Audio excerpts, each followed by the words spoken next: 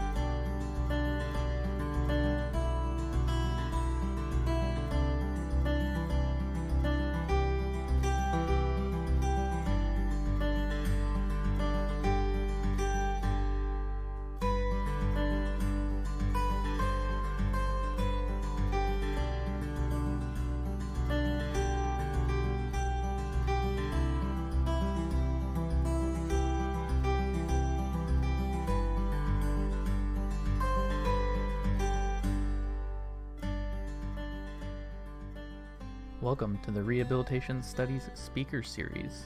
The event will begin shortly.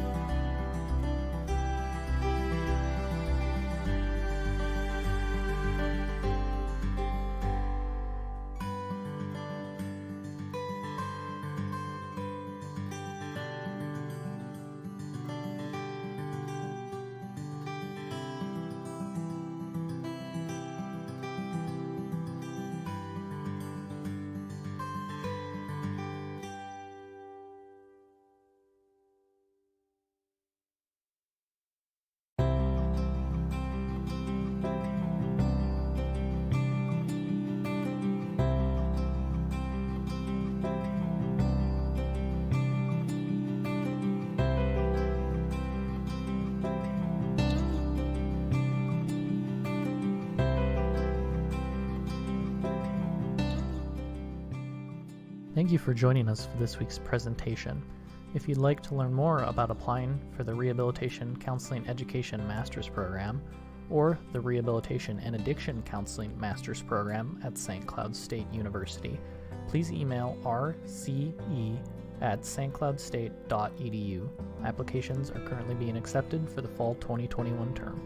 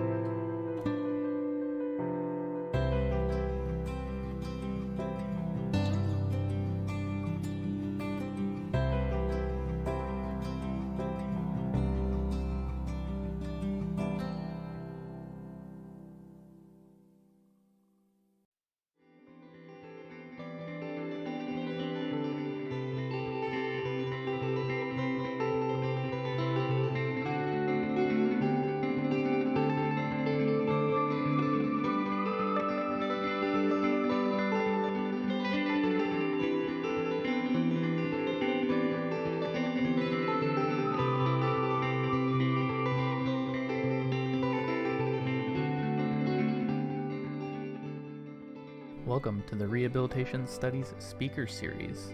The event will begin shortly.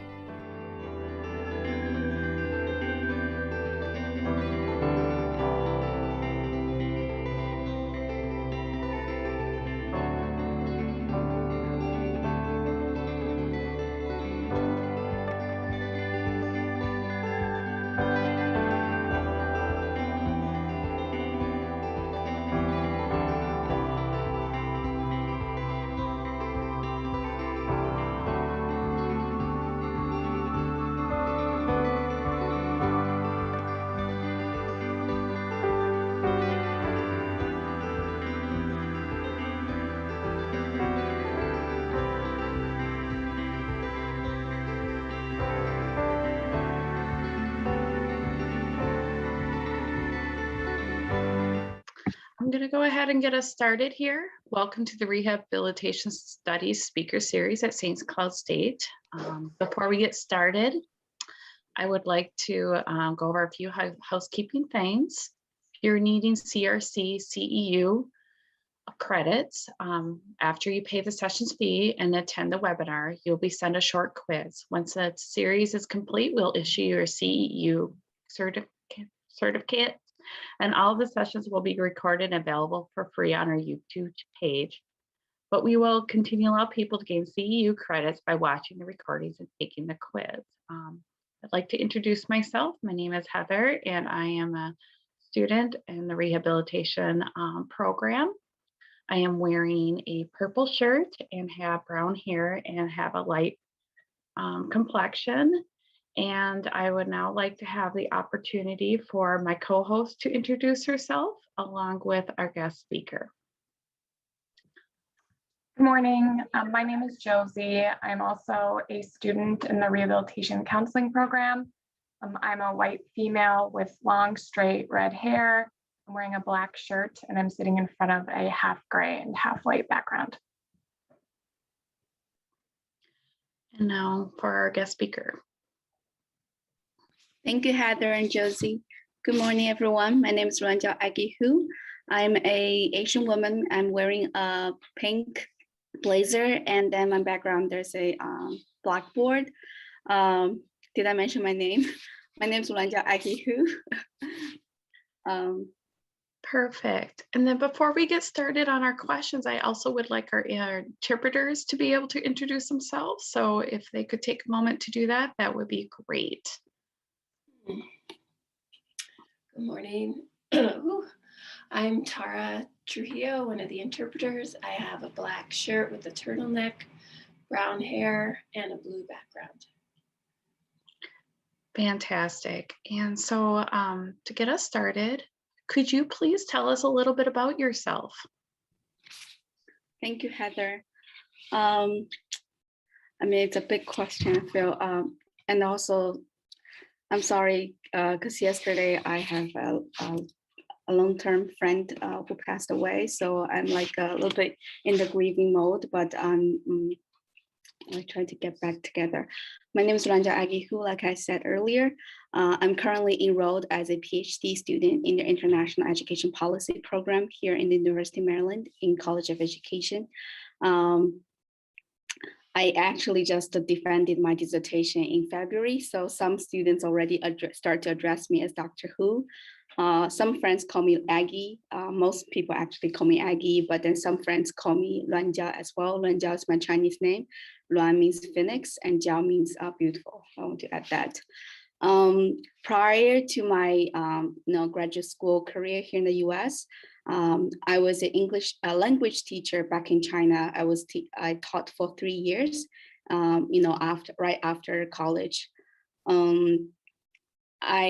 I have been a person with disabilities since a young age, and I did not. I wear a prosthetic leg, but then I did not wear a prosthetic leg since until I was 15 years old. And while I was doing PhD here, I also went through a revision below knee amputation surgery in 2016. So then I started to refit my prosthetic legs again. Well, that's a short, brief intro of myself. Thank you. Thank you for having me. It's a great honor and privilege, yes. Thank you. So for our next question, you'd mentioned that you acquired your injury at a very young age. Do you think you could speak a little bit about the experience of growing up with a disability and what that has meant to you? Sure. Well, I think as from my earliest memory, I walk unevenly. Like I acquired my disability, I think less than 2 years old. And then I was I was born in a rural village in China. I transitioned to the city at 3rd grade, I think. And I think in the rural area, I did not feel that much stigma around disability. I was comfortable in, walking unevenly. That's the way I am. It's natural for myself. I did get some nickname from the rural, the neighbors, but I did not interpret them negatively. And even kids, they were curious about my disability. And then I would just, show it to them like, okay, this is my leg. It looks different, but then I walk and run just fine. But then I think when I transitioned to the city schools, it was the first time I experienced stigma and discrimination. I think it's intersectional, it's both because of my disability and also because of my rural origin, the way I talk, the way I dress. And I got like students will call me names, or so like some even teacher, they would like discriminate, like, microaggression. I remember I was singled out in sports meeting events without any explanation to me. And when I tried to participate in school choir groups, like I can participate in rehearsals, but then when it comes to the final competition, in the fancy halls, and then my teacher would come talk to me, ask me to back out. They would think that because of my uneven walking, it may affect the group performance negatively. So like in school, I can't feel that exclusion, but then among my peers, I still like I was comfortable walking unevenly, and then make friends. But then I mentioned that I started to wear a prosthetic leg when I was 15 years old. That was also because of an incident that led me to become more like conscious of my disability. I overheard some classmates talking about my disability. They're saying, okay, Luanjiao, she's great, but then look at her foot, like too bad her foot is like that. So like this realization, like this comment kind of hit me. And I did not realize that my disability can be a negative point in people seeing in me. So like from then I start to ask my parents to do something about my walking. And then they took me to a neighboring city. And then that's when I start to know prosthetic leg and then start to wear one. That's kind of like a turning point for me.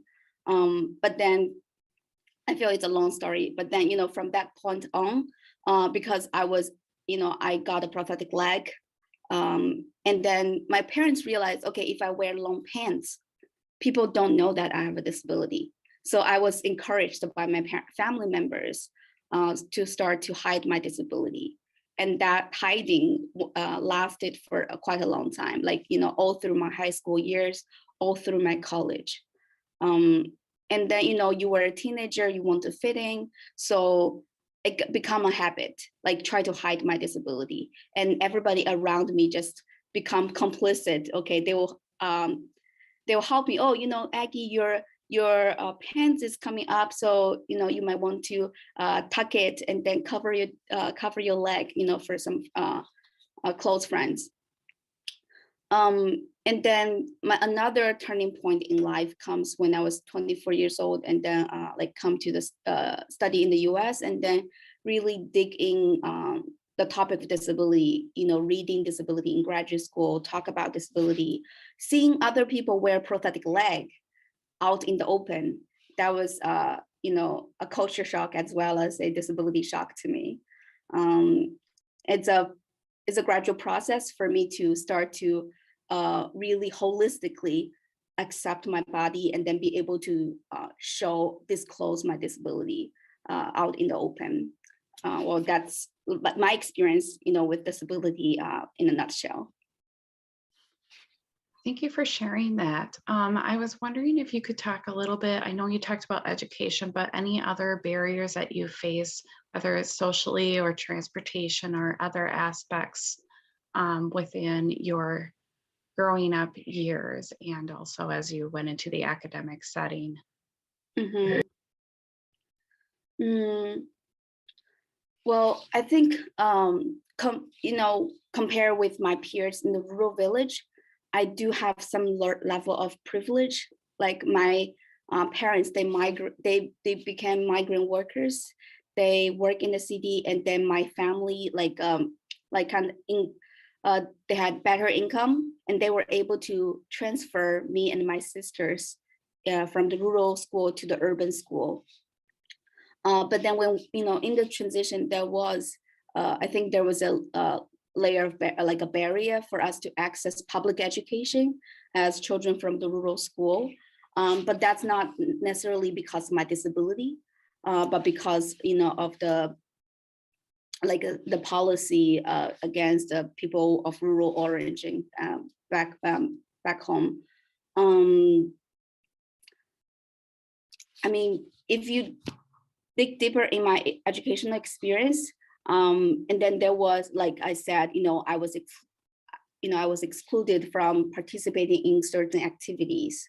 I wasn't encouraged to participate in physical education class. I think that's pretty common for a lot of children, having a disability, attending like a regular mainstream school in China. And then when, I transitioned into higher education, I consider myself lucky, looking back, because I was admitted right away by the school that I applied for. Even, I have to disclose my disability when you, in your kind of like application material, like you have to go through a physical examination, and my disability was written on the report, and that will be, under review for admission officers. And that was in 2006. But I know, as I study history, Chinese higher education did not admit students with disability and students with disabilities until the mid 1980s. And that was a small batch. Higher education only opened a small window for students with, kind of mild disabilities. And my, another layer of privilege also comes in there. Like my disability is relatively mild. I can walk, I can adapt to, school life pretty much on my own without needing, too much accommodations from the school. This is the education aspect. I think when it comes to employment, because I have language skill, and then, I was not running, like trying to apply for an athletic or athlete job. So I did not experience direct discrimination there, and my skills were valued. So I was able to get a job. But then in the romantic relationship, I feel like there's a strong stigma there. I remember having to date this one person, and then when they disclose my disability to their parents, and their parents will say no, that you cannot date this woman with a disability, even though their parents have met me, not knowing that I have a disability, when I wear long pants.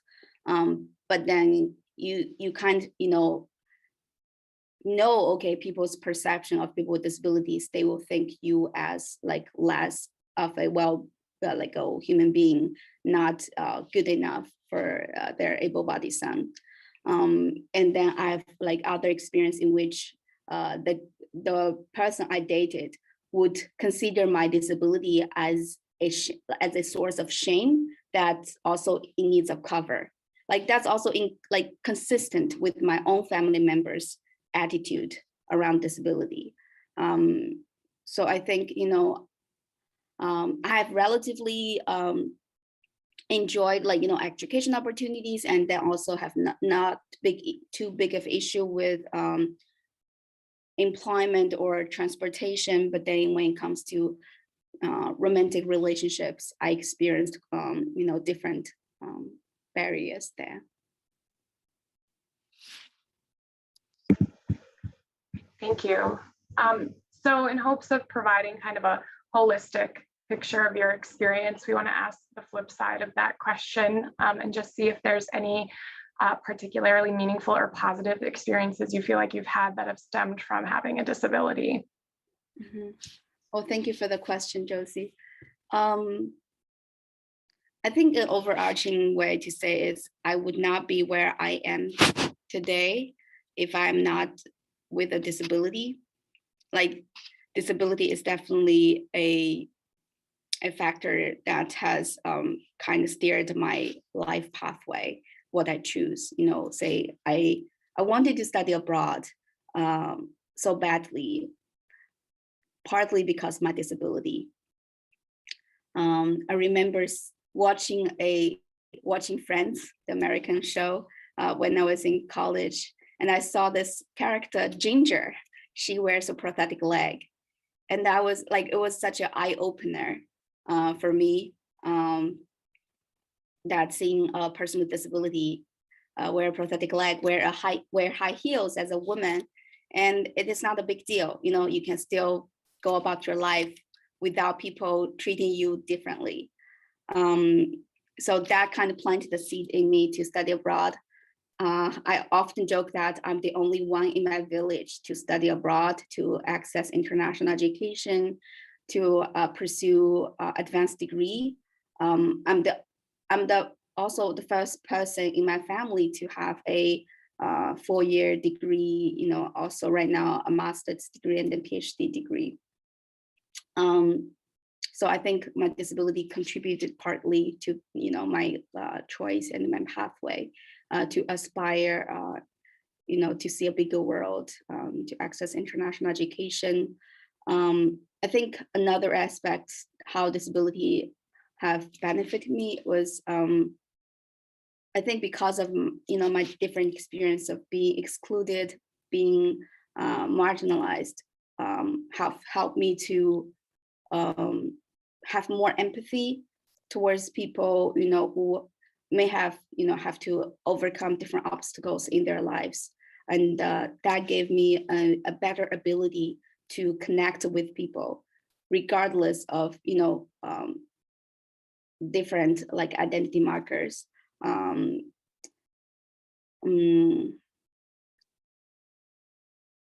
Another aspect, I going back to like what I shared earlier, I think when I was young, I had a visible disability. I walk unevenly, and like children around me, they are kind of instinctively curious about you and drawn to you. So like I am still a very social person. I'm a people person.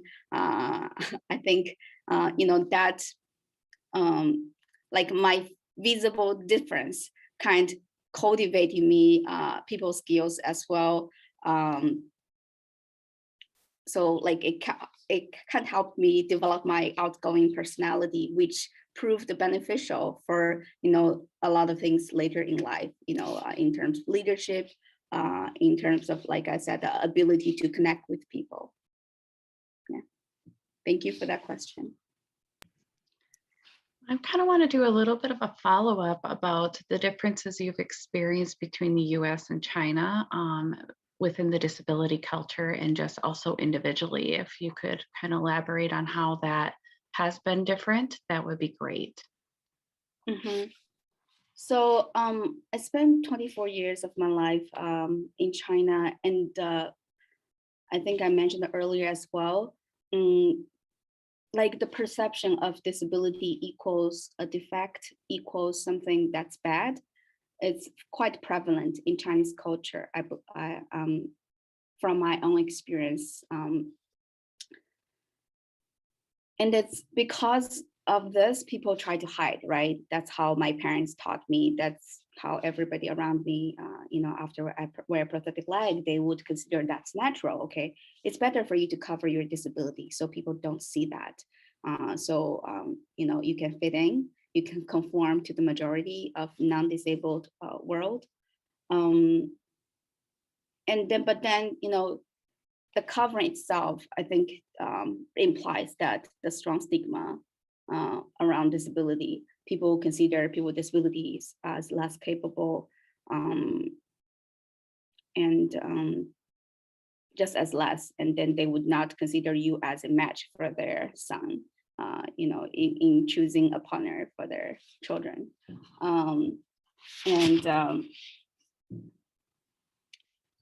That's like within family, and then also it's prevalent in school.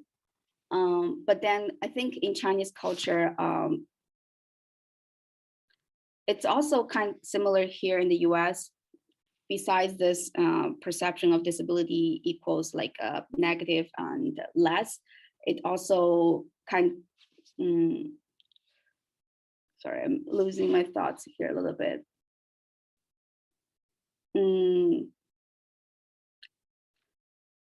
Oh, okay, it comes back to me. So I think it's this prevalent attitude towards people with disability, like, pity them, the pity showing people with disabilities. It's also pretty prevalent here in the US, but then, a lot of growing up, I feel like people will pity me, okay, you're such a fine girl, but too bad you have a disability. But then they're also like, that comes with sympathy, and then they're usually friendly to you. So even though I may have experienced some exclusive experiences, but then at the same time, I also have like a lot of, positive, but then it's still as a last human being experience. Like they will include me in games, but then nobody wants me to be on their side if it is a competitive game. And then I have to like just play on both sides.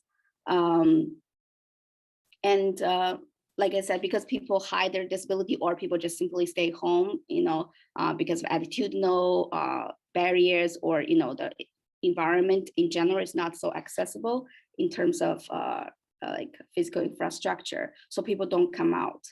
And then I remember when, in my first day in college, my roommates, were talking, like gossip that, oh, someone in our freshman group wears a prosthetic leg, or wears, she was saying, like a fake leg.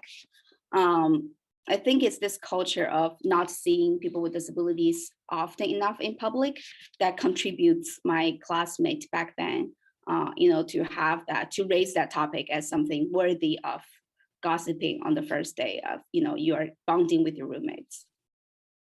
And then, I mean, statistics also confirm that, people with disabilities are so underrepresented in higher education.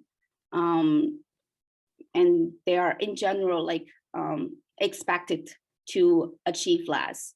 And that's, people will behave based on their belief that, okay, they're not worthy invest. So a lot of children with disabilities, they are not receiving a lot of education. I think, well, that's how I experienced, my disability in China, growing up in China, and attending schools, working there. I think US is definitely better in terms of disability acceptance compared to China, but then it's like a spectrum. China may be here and the US may be here, but then we want to get there. So, it's still, there's still a lot of work to do both for China and the US in terms of, the ideal condition we want to achieve for people with disabilities. Thank you. Thank you. To kind of keep on that comparative theme, you seem to have a very unique perspective, having lived in two really culturally diverse spaces. Could you describe any trends or changes that you've seen in disability culture? This could be in China or the US, or even on like more of a global perspective. Mm-hmm. Well, thank you for the question. I think it's a great question. And really it's thought-provoking and, prompting to reflect. I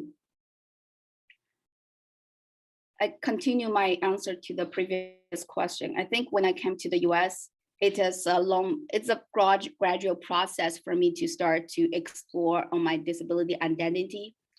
And also because of my, my immediate environment, being in graduate school. There are so many books to read. So to start to read books on disability, I remember reading on, the experience of living with a physical disability for children with disabilities here in the US. Again, like, when I saw Friends, this is such an eye-opener. I did not know, oh, there are so many possibilities for people with disabilities. And I think that's one aspect of the disability culture here in the US. You have, anthologies, you have literature, you have research, a lot of them, as compared to China, on disability. And then this research, this collections, they see disability from a rights-based perspective, from a social model perspective, from a holistic perspective. Whereas in China, I remember my dad would, try to make me read newspaper clips or magazines in which there are like featuring people with disabilities, and I was not happy to read those because I feel like they're so monolithic. It's just one narrative. Oh, people with disabilities overcome whatever disability they have and then become overachievers. It's what you call the super crip, right? Like, or inspirational porn. They want to motivate you, but then it's so repetitive and predictable that the younger myself, I did not like that. But then when I was exposed to different literature, research, and just stories of people with disabilities themselves telling their stories, I think that opened my mind. Well, that's one aspect of how I experience disability culture in different countries. But also at the same time, I think because of the legal framework here, you have the Individuals with Disabilities Education Act, in the 1970s, you have the Americans with Disabilities Act in the 1990s. And then all other like, disability organizations, forming this big web of disability, like it's like the foundation of disability culture, disability organizations, a lot of literature, history, disability advocates, leaders in disability movement, different aspects kind of web together, become the foundation of this disability culture in the US. And me being a newcomer in this country, I think I had so much to learn, and that I just kind of immerse myself in this culture. I want to be a part of this disability community here. I see the positive images and of the people with disabilities represented different places, and they're role models for me, like Judy Human Story.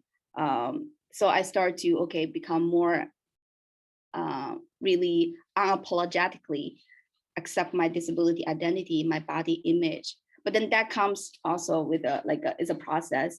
I remember some, other non-disabled people who are here in the US, they may have a better, image about people with disabilities as well. So my friends at that time, they encouraged me to, let's go to a Pilates class. And you can wear shorts, that I think your legs look, look fine, look beautiful, right? They affirm my, they affirm me. My landlord at the time, I stay with them, and then her 3 children are very encouraging to me as well. Like, you can wear shorts, that's not a problem. I feel it's like 1 year or 2 years, I slowly become more comfortable. Initially, I was very conscious of showing my leg, showing my prosthetic leg out in the open. I feel very uncomfortable. But it's a psychological barrier that I think I slowly have overcome, and that I partly attribute this to the presence of disability community and disability culture here in the US that I was exposed to, and then the people who were encouraging to me. But then like looking back at China, when I start to be more interested in learning about disability and doing research on this, I also become connected to the disability communities in China. And think, there are people and organizations who are pushing the inspirational porn narratives of disability. But it wasn't until I really try so hard to get to get contact with this community that I started to see this. But before, when I was younger, attending schools, even in college, I did not know them at all. So I feel like, okay, where's the resource or where's the voice of how we can make it more visible and more loud to the common, to the mass. I think that's one thing a lot of Chinese organizations are struggling. What is prevalent, dominant, it's still this traditional medical model. People with disabilities are treated as patients, perpetual patients, and then not invested much by their surroundings. And so they're excluded from schools, they cannot get good jobs. It's a vicious circle, right? I mentioned the medical model, but I think in China, there's also the dominant charity model. You do have organizations that have resources, but then they don't have the voice of people with disabilities there, or they can't still perpetuate this charity model. Oh, we're doing this work because we are loving people.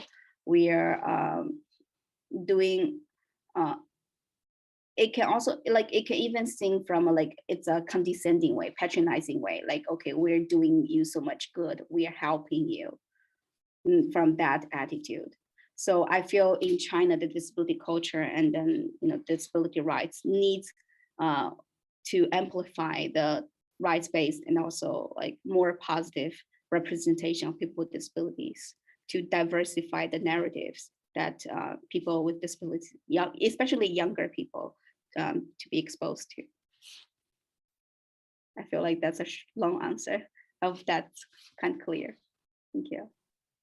Thank you for that in-depth explanation. I know you mentioned inspiration porn, and I was wondering if you could kind of explain it along with talk about some facts you would like the audience at large to know about people living with disabilities as a whole.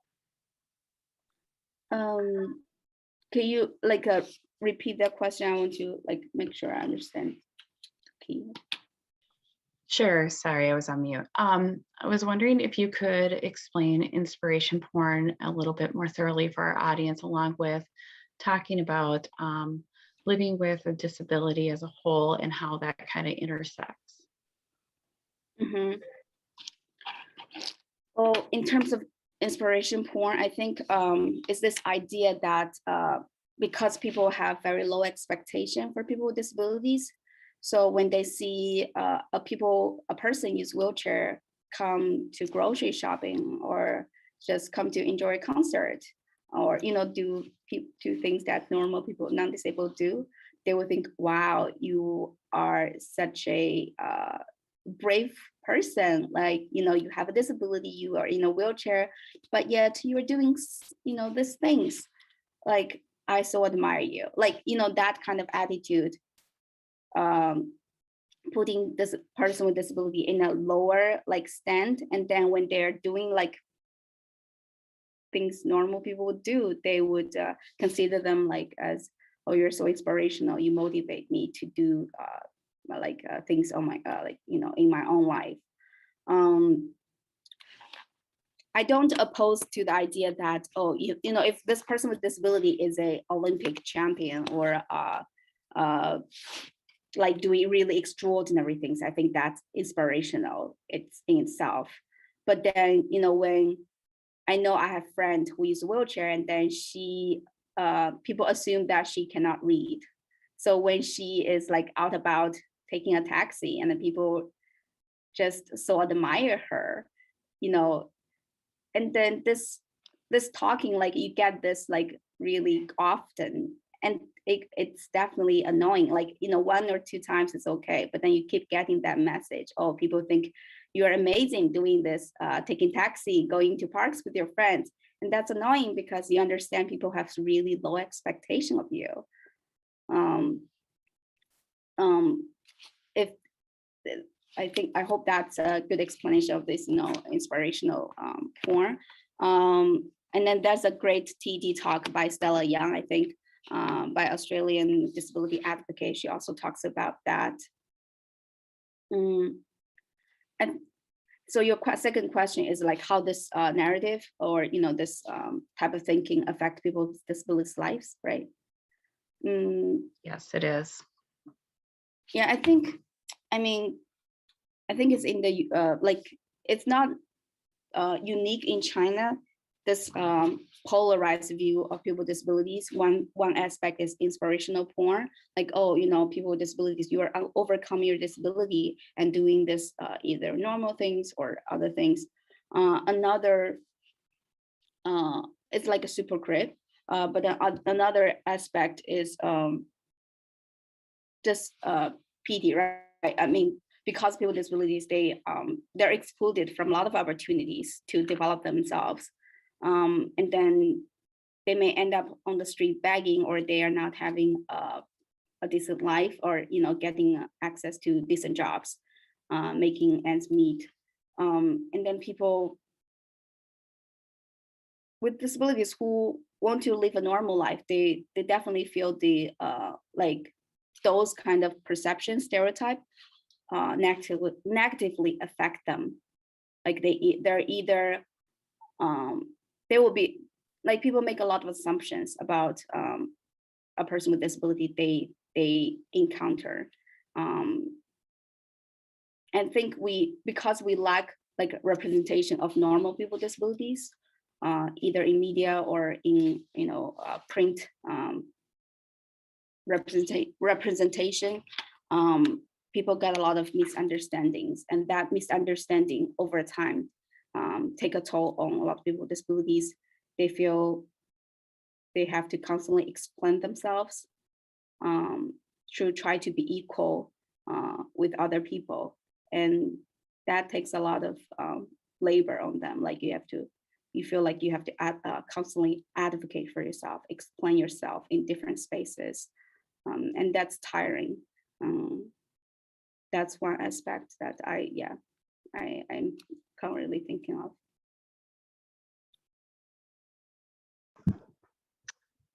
So much of our audience is made up of people who either work in rehabilitation or have aspirations of working in rehabilitation. So I'm wondering if you have any advice to offer new counselors or current counselors in considering working with people who have disabilities who maybe are new to the United States.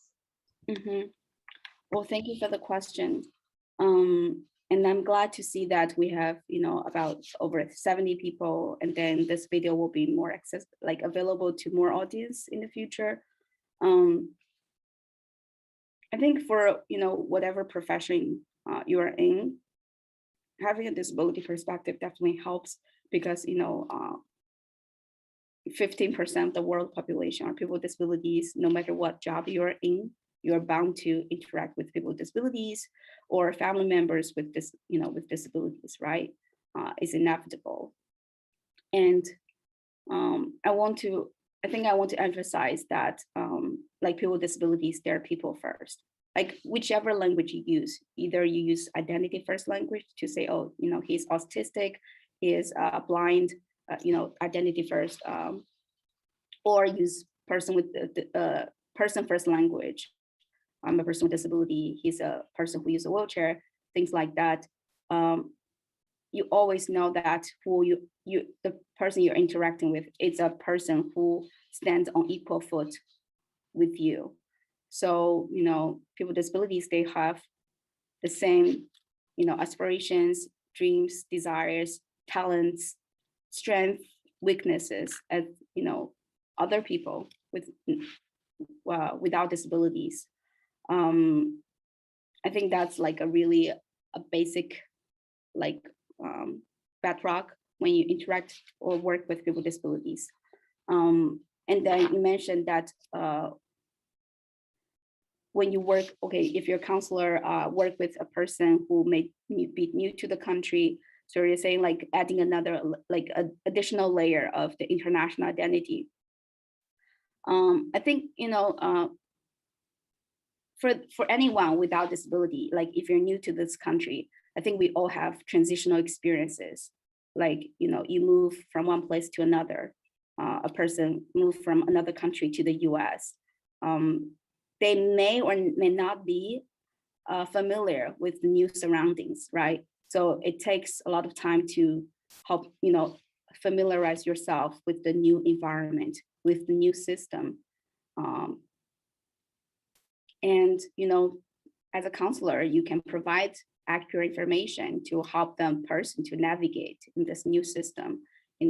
As you are in this country, you may have more experience, knowledge in certain aspects, and then you can provide that. And I think that's a great, like, it's a great way to provide support or be part of the support system for a person who you're working with. And people who come from another country, from my, the research I've read, they also may experience other challenges like language barriers, culture shock, or unfamiliar with the cultures here. So when you interact with them, you may need to take that into consideration as well. And people being away from their families in their home countries, they may experience loneliness. So basically, like, I would like people to relate to that, thinking of their own transitional experience, and then place it in a larger context, like transition from one country to another. And I think people with disabilities, international people with disabilities, they do, like, you not only have to navigate all things non-disabled people have to navigate, but also if you need to get access to support services, assistive technologies, that's another layer. And I think our counselors with expert knowledge on that can be of great support, and be in this role. Yeah, that's what I can think of at the moment. Thank you. Thank you for that information. We're kind of going to roll into some question and answer, and I had a question message to me. If you could tell me a little bit about your dissertation research. Thank you. My dissertation research.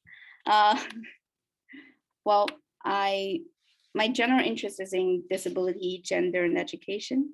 And in my dissertation, I did a qualitative study on women with disabilities in China, looking at their experiences being included, excluded, and how they exert their agencies in different situations, and how they experience either self-advocacy or other people advocate for on their behalf. I interviewed 6 women, also because my committee members, they wanted me to include myself as a case, so I included myself there.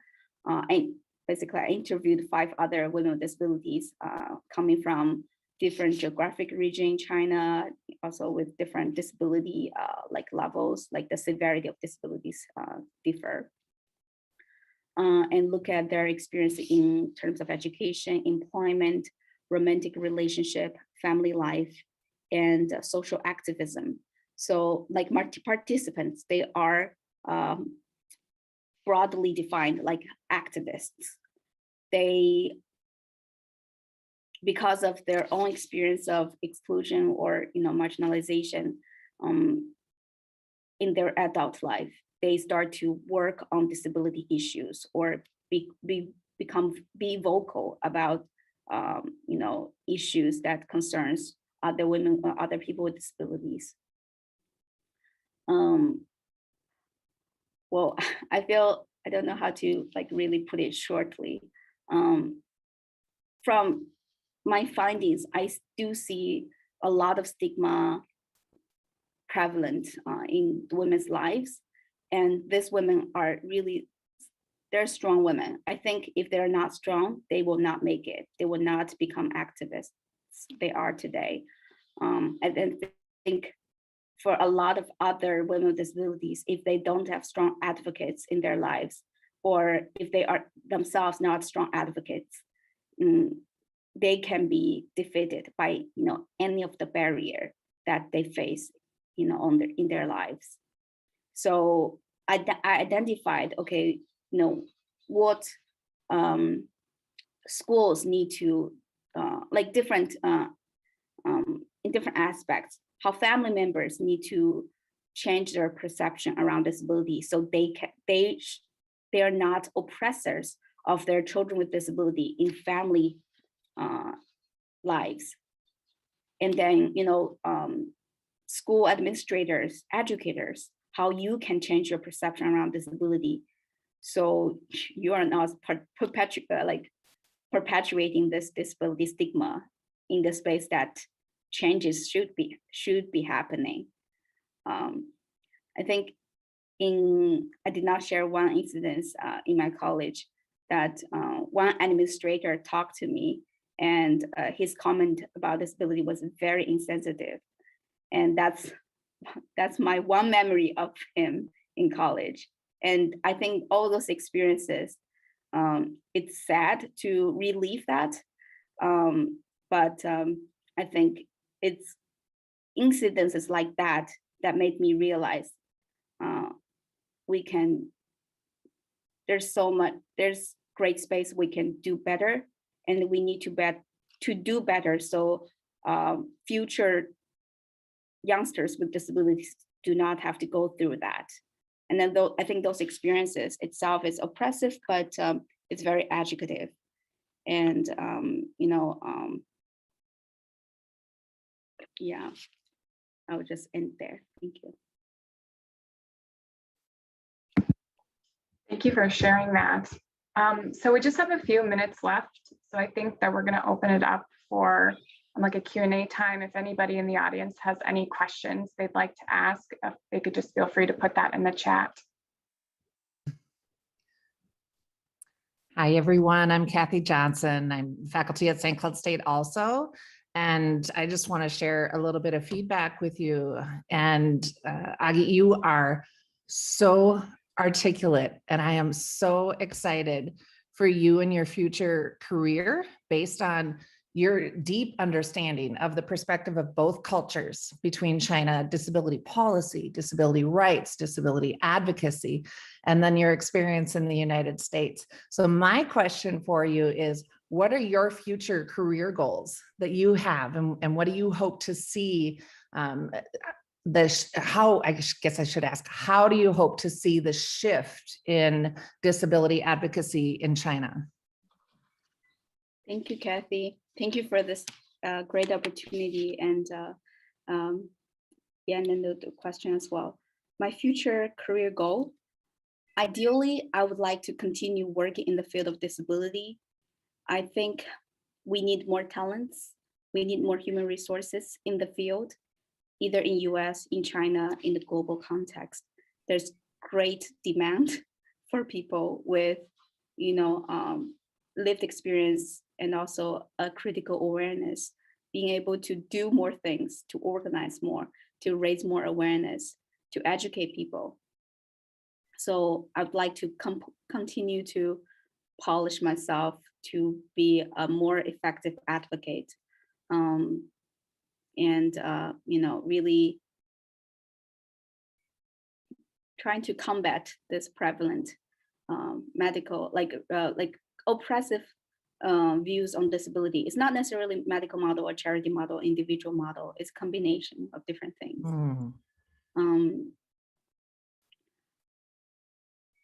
Yeah, like I think that's long story short, like I'd like to continue working in the field. Um, I I enjoy being involved in disability work here in the US.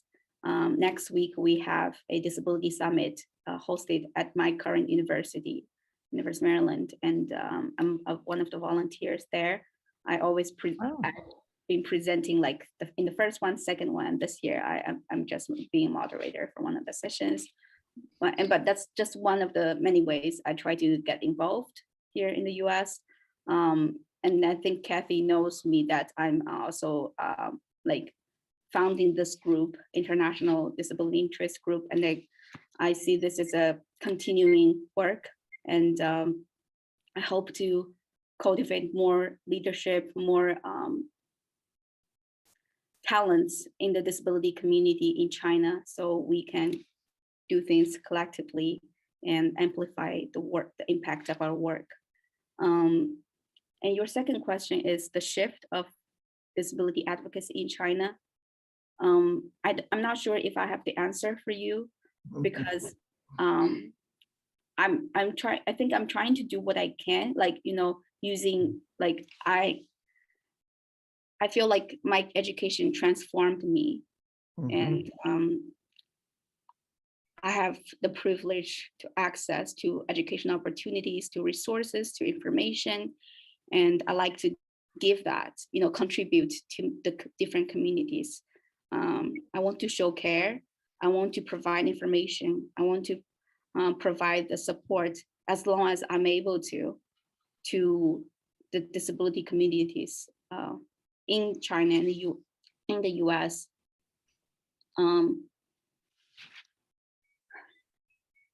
I think going back, I don't want to be sounding like repetitive, but we so need so much more people to join our cause to do more things. And that, I think that's one of the steps that we can do to continue pushing for the change that we want to see in the future. I think we already mentioned that the Chinese disability advocacy, we need to push back the dominant medical model, the dominant charity model, and trying to incorporate the voices of people with disabilities in different policymaking. You may hear this a lot, but it's not happening. So we need to keep telling people that, and then also cultivate ourselves to be articulate, to be leaders, to be visible, so people cannot ignore you, cannot ignore your voices. Well stated. I'm just so proud of you and all that you've accomplished. And I think in line with what you're saying is also illuminating the power of people-to-people exchange, and how you shared about your dream and desire to have an education abroad experience in the United States. And I hope that for our participants, and Josie and Heather, you two being two of them, will be now have an understanding of like, wow, there's a lot that I can learn from China, and hopefully consider participating in an education abroad experience to China. That's something that Dr. Knopf and I hope to continue to expand when we can start traveling again together, and being there in China and seeing and, you know, feeling the environment is so telling and powerful that even short-term experiences of 2 weeks can be transformative for people, and hopefully encourage more people to become involved in the international disability advocacy work. And so we're so thankful that you were able to share your story today, Aggie. But I know Heather and Josie, if you want to go back, there are a couple more questions for her to round up this session. Okay, thank you so much. Thank you, Kathy.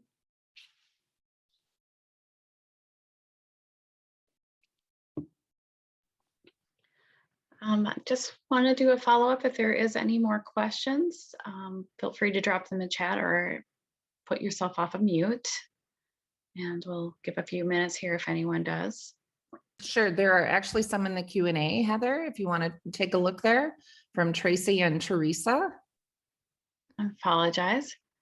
One of them is, can you recommend the best way for non-physically disabled people to balance offering assistance and expecting ability? Thank you for the question.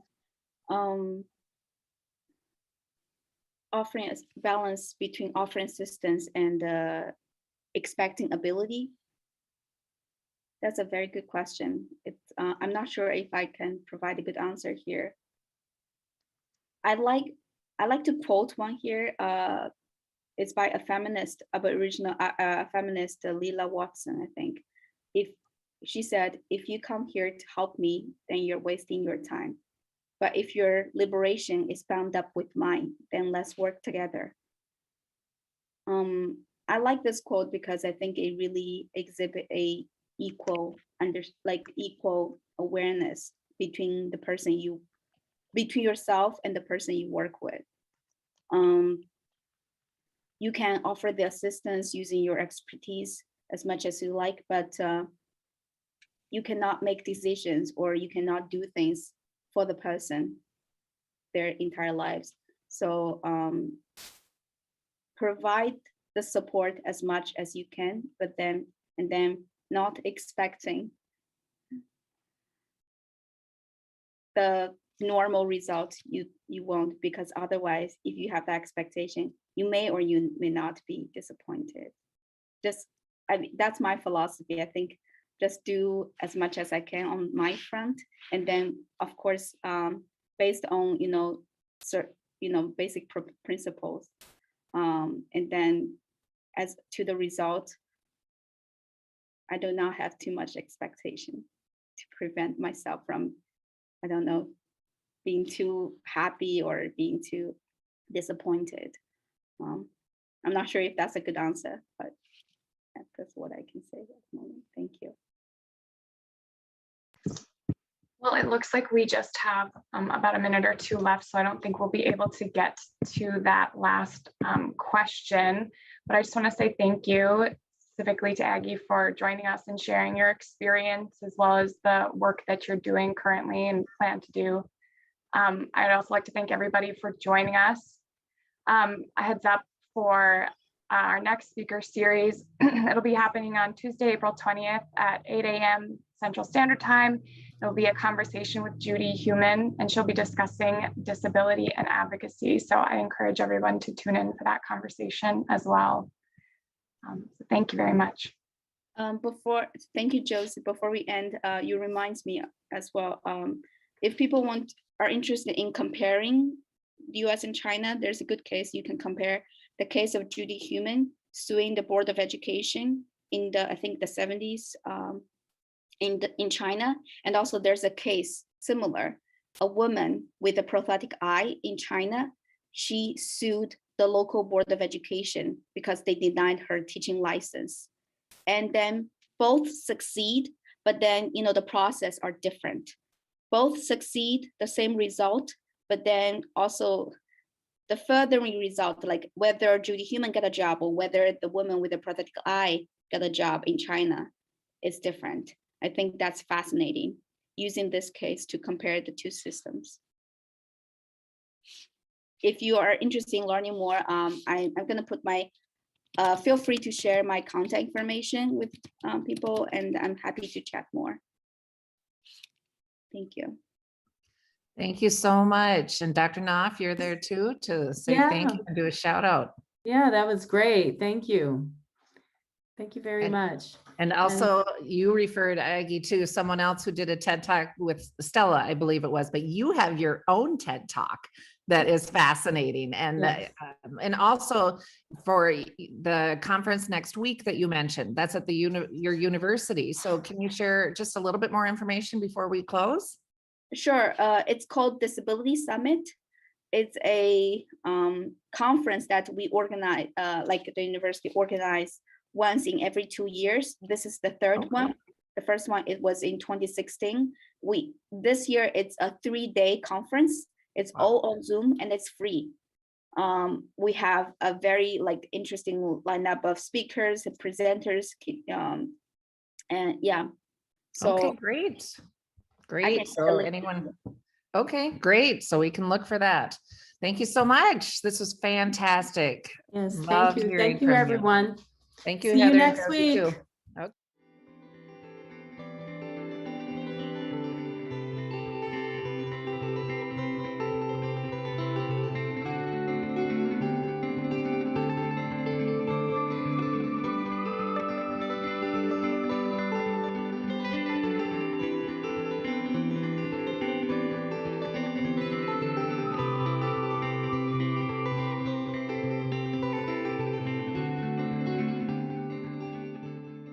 Thank you for watching the Rehabilitation Studies Speaker Series.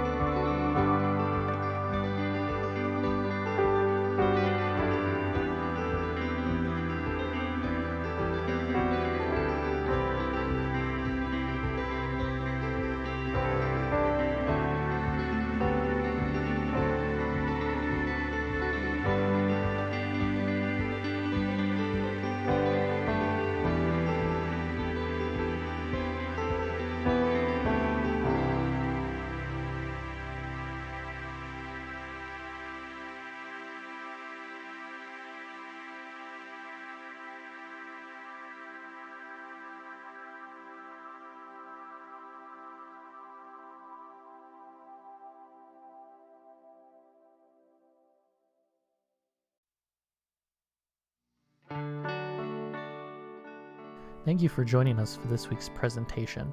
If you'd like to learn more about applying for the Rehabilitation Counseling Education Master's Program or the Rehabilitation and Addiction Counseling Master's Program at St. Cloud State University, please email rce@stcloudstate.edu. Applications are currently being accepted for the fall 2021 term.